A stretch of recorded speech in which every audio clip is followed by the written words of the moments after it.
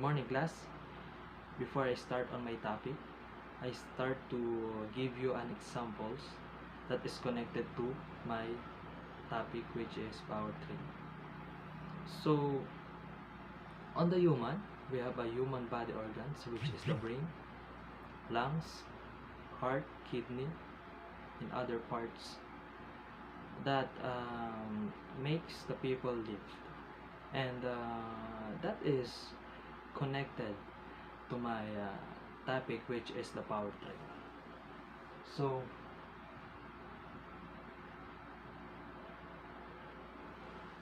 before that, I read the learning objectives. At the end of the lessons, the student must be able to: number 1, identify the function and importance of automotive powertrain. Number 2, recognize the function and importance of automotive powertrain. Number 3, complete the words pertains to automotive powertrain. So, what is powertrain? Powertrain? Powertrain is an assembly of every component that thrusts your car into motion. It includes engine, transmission, drive shaft, axles, and differential. A powertrain is an assembly of every component that pushes your vehicle forward. Your car's powertrain creates power from the engine and delivers it to the wheels on the ground. So, to make all of you clear about powertrain, to make it quickly understand what is powertrain. The powertrain is the reasons why the car is moving. So, we start on the components of the powertrain, which is the engine. So, engine, as the heart of your vehicle, an engine generates power to drive the car. An engine consists of pistons that move up and down inside cylinder and crankshaft that translate the reciprocating motion into rotating motion. So, an engine is one key components of the powertrain. The key components of the engine are combustion chamber, spark plug, piston, and crankshaft. So, we start on discussing the crankshaft.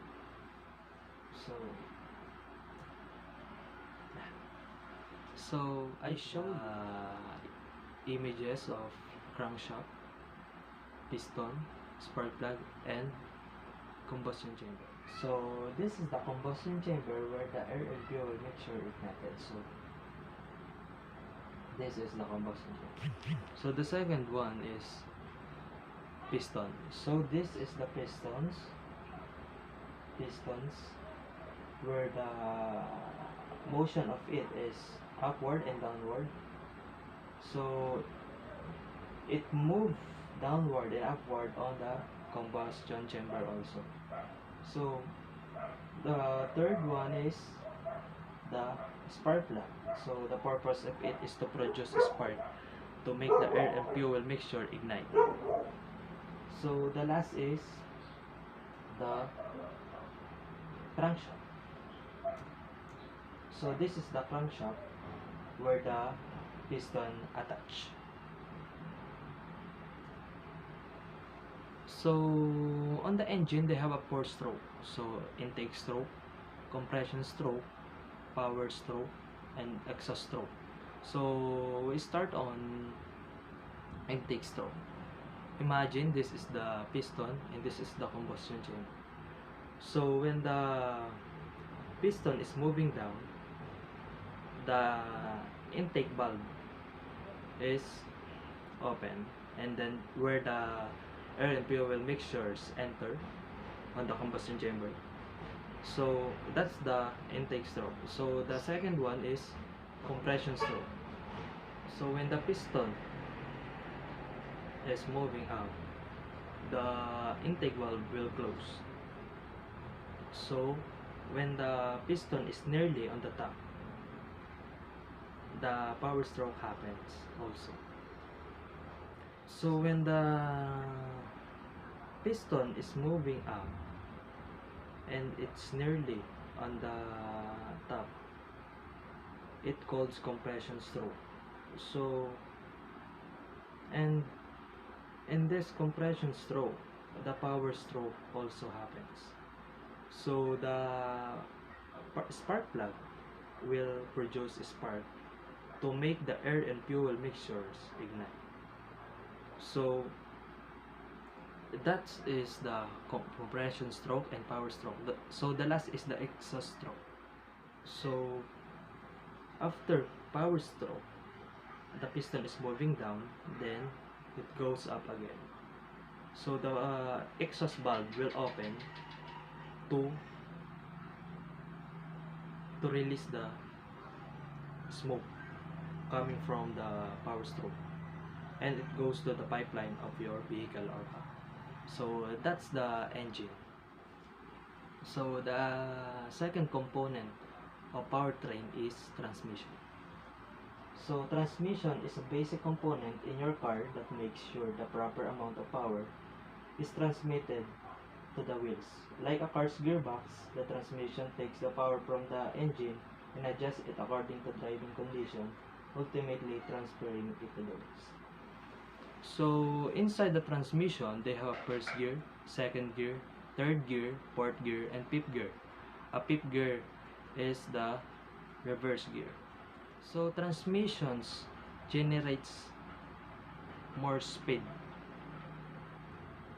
because the gear inside of it have a gear ratio, which is to generate more speed when the first gear turns to the second gear, and the second gear turns to third gear, and the third gear turns to fourth gear. So that is the purpose of transmission into the car. So the next one is drive shaft. So in drive shaft, they have a slip U, which is connected to the transmission, U-joint, and rear flange. So on rear flange, it connected to the differential flange of the differential. So the importance of this drive shaft is to deliver the power of an engine to the differential. So why they have U-joint in the drive shaft? Because our road have a different angle. We cannot say that all of the road are in line, or we can say that lahat ito pantay-pantay. So meron lubak-lubak at so the U-joint is important because it makes the different angle to make sure or assure that the vehicle will run smoothly. So the next is differential. So on the drive shaft, they have a flange that is connected on the differential flange, and on the differential flange, they have a pinion shaft that have a gear at the end, and that gear is connected to the ring gear. So when it's working, including side gear, and we can connect the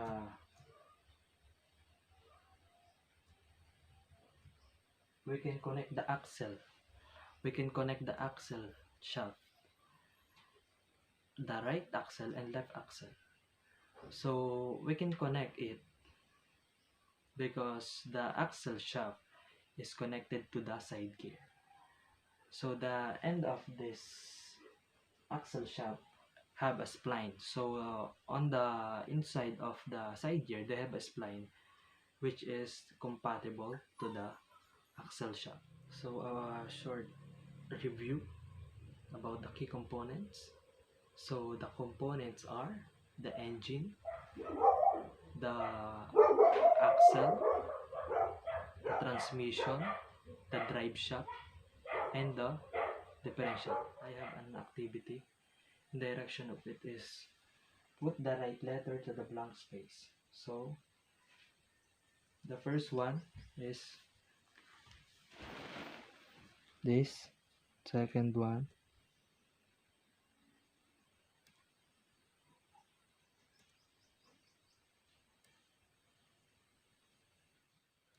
I give you an assignment, which is give the meaning of hydrovac and its importance to the braking system. So that's all. Class dismissed.